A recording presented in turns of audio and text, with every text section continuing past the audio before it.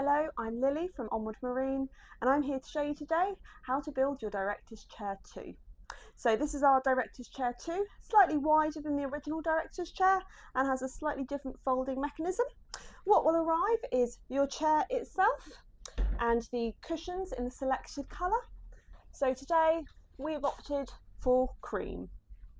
So what will arrive is the base, and that will be generally attached to the bottom of the base cushion. And you just want to make sure that that goes Velcro side down, and then you can see here your runners. Make sure you put the runners into the channels on the end of the base, and then we're going to slide that in. So that slides in from the front here.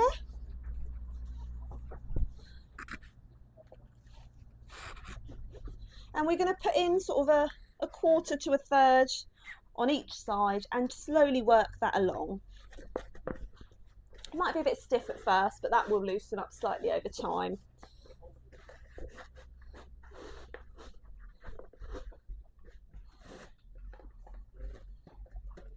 There we go. So now that is in, as you can see, all the way. We'll unfold that most of the way, but not fully, to be able to put on our back. So you'll see here you've got a zip along the back, and then the front is flat. We can have this embroidered for you if you would like. We just need to get a image from you in a particular format of the logo that you would like on there. What you do, same as the base, you work it on slightly on each side, and there you go, it's all the way down.